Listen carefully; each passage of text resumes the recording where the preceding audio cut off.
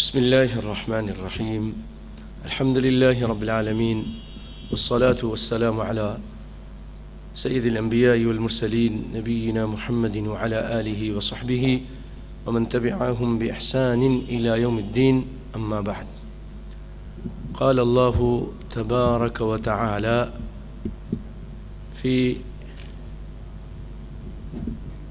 كتابه الحميد: يا داود إنا جعلناك خليفة في الأرض فاحكم بين الناس بالحق ولا تتبع الهوى فيضلك عن سبيل الله إن الذين يضلون عن سبيل الله لهم عذاب شديد بما نسوا يوم الحساب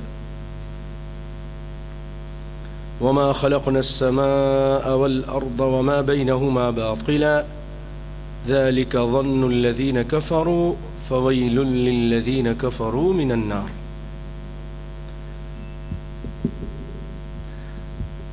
بھائیو، سورۃ صاد ہے اور آج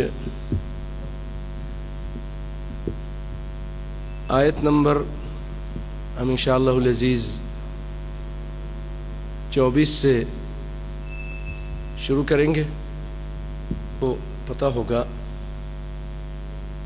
کہ ہم پچھلی مرتبہ داؤد علیہ السلام کا قصہ سن رہے تھے اور اس میں یہ سنا تھا کہ آپ اپنے محراب میں عبادت کی جگہ میں بیٹھے عبادت کر رہے تھے کہ اچانک دو آدمی پچھوار سے پیچھے سے ان کے دیوار پھاند کے آ گئے اور ان سے سوال کرنے لگے، جن کو دیکھ کر آپ ڈر گئے.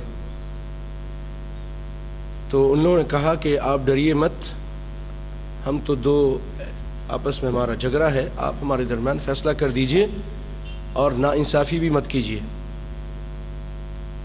اور ہمیں سیدھا راستہ بتائیے.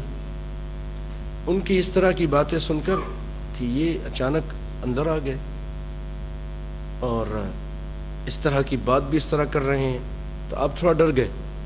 تو ان لوگوں نے کہا آپ ڈریے مت. اور ان کا مسئلہ یہ تھا: ان ھذا اخی لہ 99 نعجہ. ہمارا قضیہ، ہمارا مسئلہ، ہمارا جو معاملہ ہے وہ یہ ہے، میرے بھائی کی 99 دمبیاں ہیں اور میری ایک دمبی ہے، یہ مجھے کہتا ہے وہ بھی دے دو. اور مجھے جو ہے بات میں بڑی سختی کرتا ہے میرے ساتھ. اتنی بات سن کر سیدنا داؤد علیہ السلام نے فرمایا کہ تیرا ساتھی تجھ پر ظلم کر رہا ہے. وَإِنَّ كَثِيرًا مِّنَ الْخُلَطَاءِ لَيَبْغِي بَعْضُهُمْ عَلَى بَعْضٍ. اور بہت سارے شریک اسی طرح ایک دوسرے پر زیادتی کرتے ہیں، ظلم کرتے ہیں. اور مگر وہ لوگ جو ایمان لائے اور اچھے عمل کیے، وَقَلِيلٌ مَّا هُمْ، اور وہ بہت کم ہوتے ہیں. اس زمانے سے شریکوں کے اندر یہ رہتا ہے کہ ظلم کر جاتے ہیں اور اچھے لوگ جو ظلم نہیں کرتے وہ کم ہوتے ہیں. اللہ تعالی ہمیں ان لوگوں میں سے کر دے جو ظلم نہیں کرتے. وَظَنَّ دَاوُودُ أَنَّمَا فَتَنَّاهُ فَاسْتَغْفَرَ رَبَّهُ وَخَرَّ رَاكِعًا وَأَنَابَ. اب دفعتاً آپ کو خیال آیا کہ مجھ سے تو غلطی ہو گئی، مجھ سے بھول ہو گئی. اب یہ کیا بھول تھی، کیا غلطی تھی، اس کی طرف قرآن اشارہ نہیں کر رہا ہے، خاموش ہے. بہرحال فاستغفر ربہ. اور یہ بھی کہ انما فتنہ، ہم نے ان کو آزمایا ہے، ہم نے ان کو آزمایا ہے. تو آپ نے اللہ سے بخشش طلب کی اور سجدے میں گر گئے اور اللہ کی طرف رجوع کیا. اب اس کے بارے میں آئیے میں آپ کو جو کچھ تفسیر احسن البیان والے لکھتے ہیں، تفسیر ابن کثیر کے خلاصے سے اس کو پڑھ دیتا ہوں. بات انشاءاللہ اللہ نے چاہا تو بہت واضح ہو جائے گی. اس اس میں کہا کہ ایک دم بھی میری ہے اور اس کے پاس 99 ہے 99 اور یہ وہ ایک بھی مانگ رہا ہے.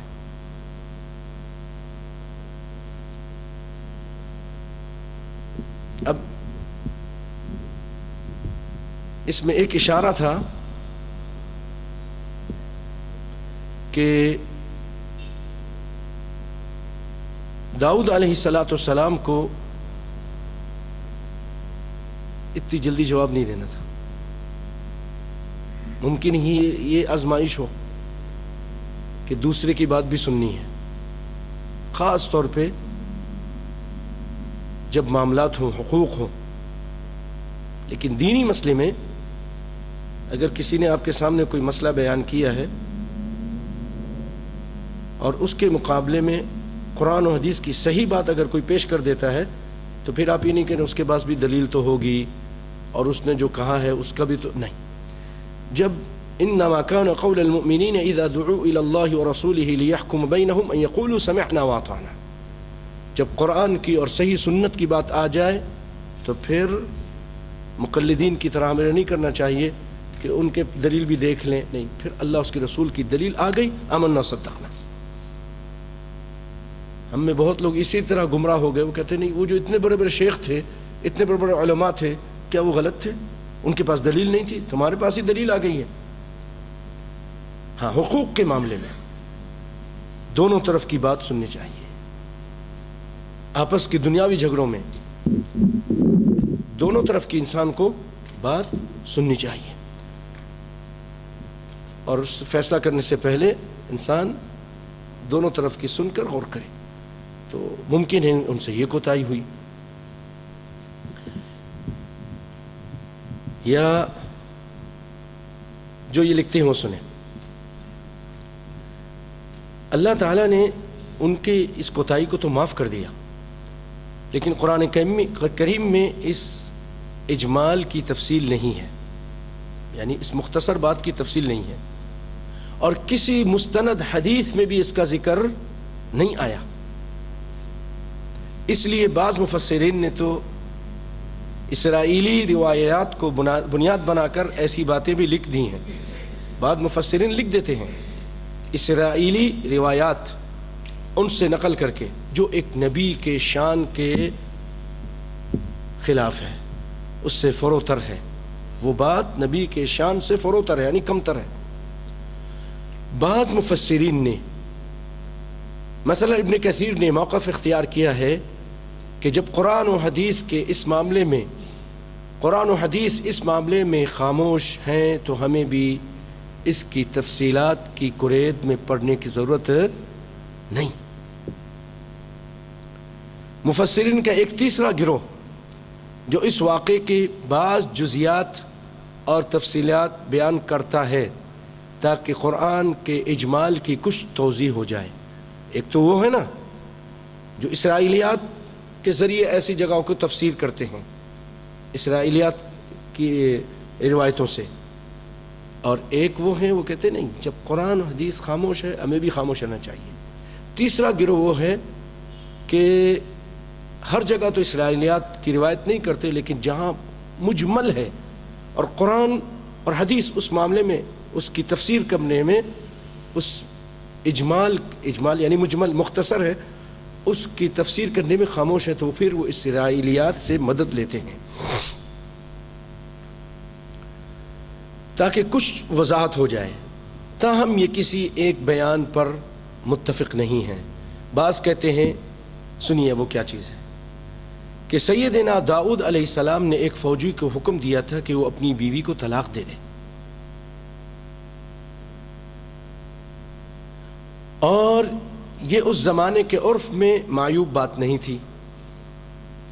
سیدنا داؤد کو اس عورت کی خوبیوں اور کمالات کا علم ہوا تھا، جس کی بنا پر ان کے اندر یہ خواہش پیدا ہوئی کہ اس عورت کو تو ملکہ ہونا چاہیے، یہ اس قدر صلاحیت والی عورت ہے، نہ کہ یہ ایک عام عورت ہو، تاکہ اس کی خوبیوں اور کمالات سے پورا ملک فیضیاب ہو. یہ خواہش کتنے بھی اچھے جذبے کی بنیاد پر ہو، لیکن ایک متعدد بیویوں کی موجودگی میں یہ بات نامناسب لگتی ہے۔ دوسرے بادشاہ وقت کی طرف سے اس کے اظہار میں جبر کا پہلو بھی شامل ہوتا ہے کہ اس فوجی کو وہاں بھیج رہے ہیں تاکہ وہاں جنگ کرتا ہوا قتل ہو جائے تو ہم اس کی بیوی سے شادی کر لیں۔ اس لیے سیدنا داؤد علیہ السلام کو ایک تمثیلی واقعے سے اس کے نامناسب ہونے کا احساس دلایا گیا اور انہیں فی الواقع اس پر متنبہ کیا گیا۔ بعض کہتے ہیں کہ آنے والے دونوں شخص فرشتے تھے جو ایک فرضی مقدمہ لے کر حاضر ہوئے تھے۔ سیدنا داؤد علیہ السلام سے کوتاہی کیا ہوئی کہ مدعی کا بیان سن کر اپنی رائے کا اظہار کر دیا اور مدعا علیہ کی بات سننے کی ضرورت محسوس نہیں کی۔ اللہ تعالیٰ نے رفع درجات کے لیے اس آزمائش میں انہیں ڈالا۔ اس غلطی کا احساس ہوتے ہی وہ سمجھ گئے کہ یہ آزمائش تھی جو اللہ کی طرف سے ان پر آئی اور بارگاہ الہ میں جھک گئے۔ بعض کہتے ہیں کہ آنے والے دو فرشتے نہیں بلکہ انسان ہی تھے اور یہ فرضی واقعہ نہیں بلکہ ایک حقیقی جھگڑا تھا جس کے فیصلے کے لیے وہ آئے تھے۔ وہ اس طرح ان کے صبر و تحمل کا امتحان لیا گیا۔ یا تو یہ تھا کہ داؤد علیہ السلام کو یہ سمجھایا گیا کہ بھئی آپ جو یہ اتنی بیویوں کی موجودگی میں ایک اور مطالبہ کر رہے ہیں یہ صحیح نہیں، یا یہ تھا کہ دوسرے کی بات نہیں سنی، ایک ہی کی بات سن کر فیصلہ کر رہے ہیں، یا یہ تھا کہ اللہ تعالیٰ آپ کو دیکھنا چاہتا تھا کہ صبر کرتے ہیں کہ نہیں کرتے۔ تو آپ کی یہ بھی آزمائش تھی، صبر کا امتحان تھا۔ کیوں؟ اس میں کیا تھا؟ پہلو کیا تھا کہ آپ بادشاہ وقت تھے، آپ نبی بھی تھے اور ان لوگوں کا انداز گفتگو اچھا نہیں تھا۔ اب دیکھیں ایک نبی کے ساتھ اور ایک بادشاہ وقت کے سامنے آ کر وہ یہ کہے کہ دیکھو فیصلہ کرو اور نا انصافی نہ کرنا، بادشاہ کو آرڈر دے رہے ہیں، ایک گستاخی ہے۔ بادشاہ سے گفتگو کرنے کا یہ انداز نہیں ہوتا۔ اور پھر ان کی خاص جگہ پر بغیر اجازت کے داخل ہو گئے۔ آپ کے کمرے کے اندر کوئی بغیر اجازت داخل ہو جائے آپ کو پسند آئے گا؟ نہیں پسند آئے گا۔ تو وہ داخل ہو گئے تھے تو آپ کو بھی یہ چیز پسند نہیں تھی، لیکن پھر بھی آپ نے صبر و تحمل کا مظاہرہ کیا، صبر تحمل کا مظاہرہ کیا اور اللہ نے اس پر ان کو آزمایا تھا۔ اور اللہ کی توفیق سے آپ مشتعل نہیں ہوئے اور کمال صبر کا مظاہرہ کیا، لیکن دل میں جو طبی طور پر انسان ہے ناگواری کہ میرے کمرے میں آ گئے اور انداز گفتگو بھی اچھا نہیں، ان کی اچھی نہیں ہے، تو وہ چیز ان کے احساس پیدا ہوا۔ انہوں نے اس کو بھی اللہ اکبر اندازہ کیجئے منہ سے اظہار نہیں کیا، دل میں صرف برا جانا ہے کہ میرے خاص کمرے کے اندر یہ لوگ آئے ہیں، انداز گفتگو بھی ان کا اچھا نہیں ہے اور اس طرح یہ میرے کمرے میں آ کر مجھے آرڈر بھی دے رہے ہیں۔ منہ سے تو کچھ نہیں کہا لیکن دل میں برا جانا، اس کی وجہ سے آپ سجدے میں گر گئے کہ اللہ میرے اس چیز پر بھی مجھے معاف کرنا۔ اللہ اکبر۔ انہوں نے اس کو اپنی کوتاہی محسوس کیا اور یہ اللہ کی طرف سے آزمائش تھی، اس لیے وہ طبی انقباض پر بھی نہیں، یعنی یہ جو طبی طور پر ان کے اندر ایک انقباض یعنی تنگی پیدا ہوئی تھی وہ بھی نہیں ہونا چاہیے تھا، جس پر انہوں نے توبہ استغفار کیا۔ پیارے بھائیوں، یہاں یہ بات آپ نے سنی 99 دمبیوں اور ایک دمبی، لیکن یہ اسرائیلیات ہے اور یہاں ہم نے اس لیے بیان کر دیا ہے کہ اگر آپ کہیں اور سنیں تو آپ کے پاس جواب ہو کہ یہ نبی کے شان کے خلاف ہے، بات نبی کے شان کے خلاف ہے کہ نبی کوئی اس طرح کا آرڈر دے۔ قرآن میں اس کا کہیں ذکر نہیں کہ آپ نے ایک آدمی کو طلاق دینے کے لیے کہا اور بیوی کو چھوڑنے کے لیے کہا کہ اس کی بیوی سے شادی کریں، نہ قرآن میں اس کا ذکر ہے نہ نبی کائنات صلی اللہ علیہ وسلم کی احادیث کے پورے ذخیرے میں کہیں اس کا ذکر نہیں ہے. اس لیے یہ اسرائیلیات میں سے ہے اور یہ نبی کے شان کے خلاف ہے. اسی لیے آپ حیران ہوں گے کہ اس کا جو نیا ایڈیشن جو آیا ہے اسی تفسیر احسن البیان کا، اور میں آج اس کو پڑھ رہا تھا تو اس کے اندر اس واقعے کو شامل نہیں کیا، نہیں ذکر کیا. انہوں نے اس کو نکال دیا اسرائیلیات میں سے.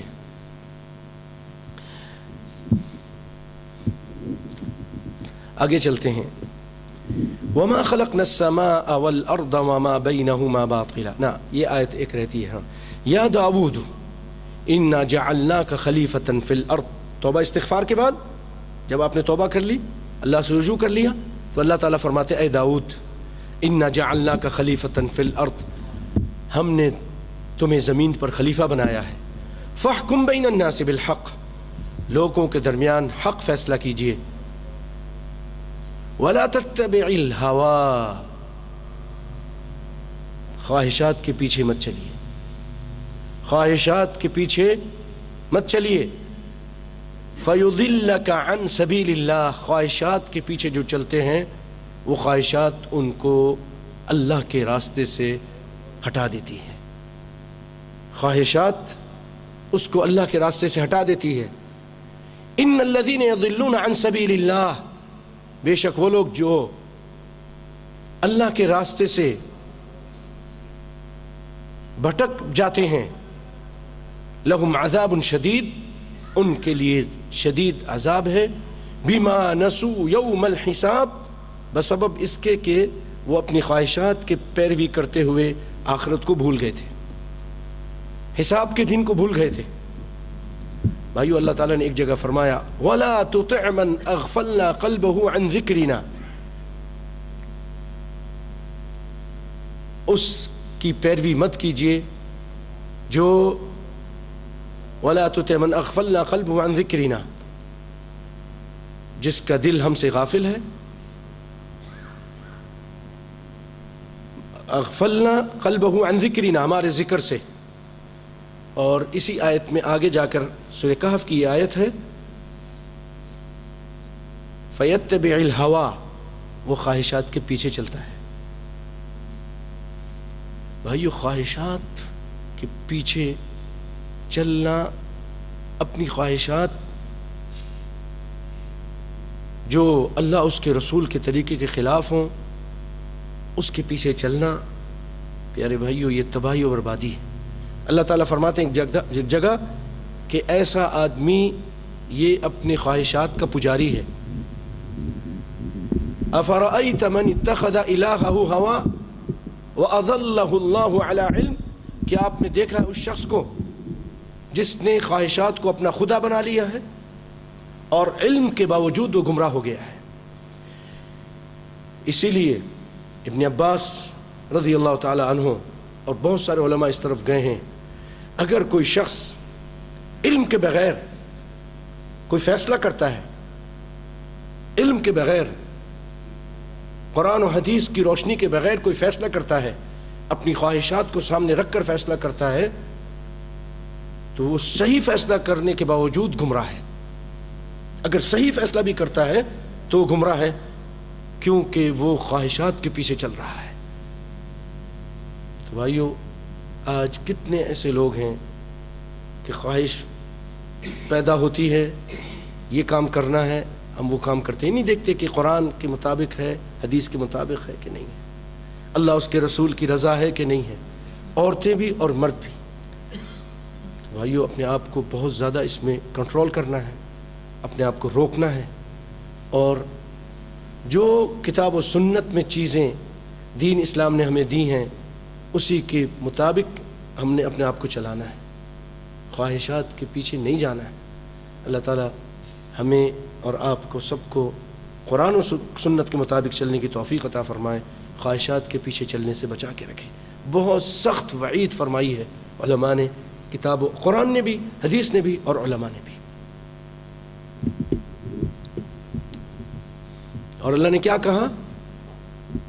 کہ جو لوگ خواہشات کے پیچھے چلتے ہیں یہ سیدھے راستے سے بھٹکے ہوئے ہیں اور ان کے لیے عذاب شدید ہے. کیوں؟ بیما نسو یوم الحساب. جب یہ خواہشات کے پیچھے چلتا ہے نا، جی ابھی ہم نے شادی پر گانے بھی بجانے ہیں اور ڈانس بھی کروانا ہے اور برادری کی خوشی کے لیے وہ کیا ہوتے ہیں ان کو بھی بلانا ہے جو تیسری نسل ہوتی ہے، اور سب کچھ کرنا ہے. خواہشات ہے نا، دل کر رہا ہے کہ وہ بہت ہم اداس ہو گئے ہیں، چلو تھوڑے گانا بجانا سنتے ہیں، فلمیں دیکھتے ہیں. خواہشات کے پیچھے چل رہا ہے. بہت زیادہ اب ہم دین کی طرف آئے ہیں، تھوڑا نکلیں، چلے کسی عورت سے تعلقات قائم کرتے ہیں. عورت کہتی ہے اب چلو میں بھی مردوں سے تعلقات قائم کرتی ہوں. خواہشات کے پیچھے ہے نا. تو جب یہ اس طرح کے کام کرتے ہیں تو وہ کیا ہوتا ہے اور ایک چیز کہ چلو سود لیتے ہیں، سود میں گاڑی بناتے ہیں، گھر بناتے ہیں، گاڑی لیتے ہیں، گھر بار کرتے ہیں. سب لوگ ترقی کر رہے ہیں دنیا کے لحاظ سے، ہم کیوں پیچھے رہتے ہیں؟ خواہشات کے پیچھے. اب یہ جا کر گاڑی بھی لے رہا ہے سود پر، گھر بھی بنا رہا ہے، بہت سارے اور کام کر رہا ہے، بینک کی نوکری بھی کر رہا ہے سود پر. تو اس وقت کیا ہوتا ہے جب یہ اس خواہشات کے پیچھے چلتا ہے تو اس کے دماغ پر ایک پردہ آ جاتا ہے جس کی وجہ سے آخرت اور اللہ اس کے رسول کے احکام کو بھول جاتا ہے. اسی لیے اللہ نے فرمایا بیما نسو یوم الحساب، ہم اس کو عذاب کریں گے کیونکہ خواہشات کے پیچھے چلتے ہوئے آخرت کو بھول گیا تھا، آخرت کو بھول گیا تھا. وما خلقنا السماء والارض ما بينهما باطلا، یہ آسمان و زمین ہم نے اور جو کچھ اس کے درمیان ہے باطل اور بیکار نہیں پیدا کیا. ذلك ظن الذين كفروا فويل للذين كفروا من النار. یہ گمان تو کافروں کا ہے، وہ یہ سمجھتے ہیں سب بیکار ہیں، ہم زمانہ ہی ہمیں پیدا کرتا ہے، زمانہ ہی مارتا ہے، اور یہیں کھا پی کے لیتے ہیں تو مزے میں ہیں، نہیں کھا پی لیا اور نہیں مزے کیے تو یہی تکلیف ہے، یہی جہنم ہے، یہی عذاب ہے. دنیا ہی کی زندگی کو عذاب سمجھتے ہیں، اسی کو جنت سمجھتے ہیں. اور پھر کون زندہ ہوگا اور ان ہڈیوں کو اور ریت ہوئی ہوئی جسم کو کون زندہ کرے گا؟ تو اللہ تعالیٰ ان کے بارے میں فرماتے ہیں فَوَيْلٌ لِّلَّذِينَ كَفَرُوا مِنَ النَّارِ. جو اس چیز کا انکار کرتے ہیں ذَلِكَ ظَنُّ الَّذِينَ كَفَرُوا کہ یہ آسمان و زمین بیکار پیدا کیے گئے ہیں، کوئی مقصد نہیں ہے. کیا مقصد ہے بھائیو؟ آپ کو سب کو معلوم ہے، ہم سب کی تخلیق، زمین و آسمان کو پیدا کرنے کا، اس کائنات کو بنانے کا کیا مقصد ہے اللہ کا؟ اللہ کی عبادت، اللہ کی عبادت. وما خلقت الجن والانس الا لیعبدون. اور یہ کہتا نہیں بیکار پیدا کیا ہے سب کچھ. تو اللہ فرماتے ہیں یہ تو کافروں کا خیال ہے. فویل للذین کفروا من النار، ویل ہو ان لوگوں کے لیے جنہوں نے کفر کیا آگ سے، خرابی ہے آگ کی ان کے لیے. ام نجعل الذین آمنوا وعملوا الصالحات کالمفسدین فی الارض ام نجعل المتقین کالفجار. کیا ہم کر دیں ان لوگوں کو جو ایمان لائے اور عمل صالح کیے، ایک ایمان لانے والا آدمی اور اچھے عمل کرنے والا، حرام سے بچنے والا، گناہوں سے بچنے والا، نمازوں کی پابندی کرنے والا، قرآن پر چلنے اور حدیث پر چلنے والا آدمی، کیا ہم اس کو فاسق کی طرح کر دیں؟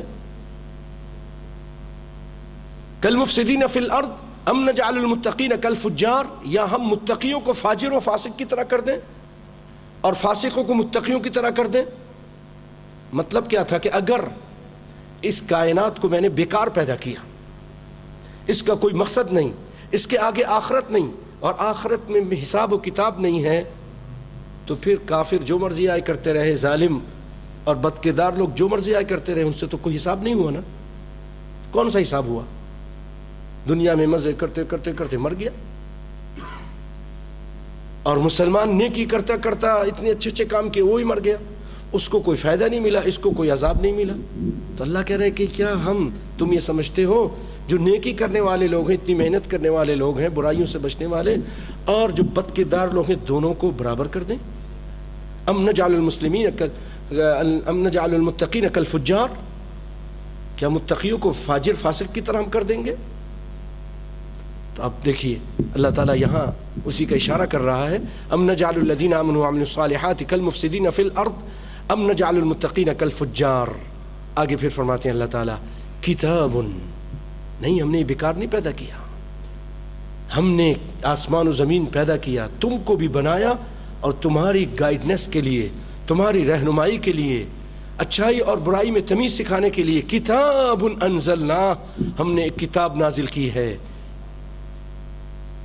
کتاب انزلناہ الیک، اس کتاب کو آپ کی طرف نازل کیا ہے، مبارکن، یہ مبارک کتاب ہے، اللہ کی قسم یہ بہت مبارک کتاب ہے، بہت زیادہ مبارک کتاب ہے۔ اس کا پڑھنا، اس پہ عمل کرنا بھائیو باعث برکت ہے، اس کی تلاوت سننا بھی برکت ہے، اس سے تزکیہ ہوتا ہے۔ اللہ تعالیٰ ایک جگہ فرماتے ہیں کہ وَأَنزَلْنَا إِلَيْكَ آیات مبینات، سورۃ یونس میں بڑی پیاری آیت ہے جس کے آخر میں ہے فَبِذَلِكَ فَلْيَفْرَحُوا هُوَ خَيْرٌ مِّمَّا يَجْمَعُونَ۔ یہ آیتیں جو ہم نے نازل کی ہیں یہ دنیا کی دولتوں سے بہتر ہے، خیر مما یجمعون، جو یہ دولت جمع کرتے ہیں اس سے یہ آیتیں بہتر ہیں، قیمتی ہیں۔ جو دنیا کے سونے اور جواہرات اور مال و دولت اور بزنس اور بڑی بڑی چیزیں، اس سے یہ قرآن پاک کی آیتیں اللہ کہہ رہا بہتر ہے۔ فَلِذَلِكَ فَلْيَفْرَحُوا، اسی قرآن کی وجہ سے مسلمانوں تمہیں خوش ہونا چاہیے۔ اندھی آنکھوں کو کھول دیتی ہے یہ قرآن، بھٹکے ہوئے دلوں کو راہ دکھاتی ہے اللہ کے فضل و کرم سے۔ اس کی برکت کہ اللہ رب العالمین اس کے پڑھنے کی وجہ سے برکتیں عطا کرتے ہیں، شیطان کا شر دور ہو جاتا ہے، جادو دور ہو جاتا ہے، اس کے نظام کی وجہ سے عدل و انصاف قائم ہو جاتا ہے، آسمان سے رحمتیں اور برکتیں نازل ہوتی ہیں۔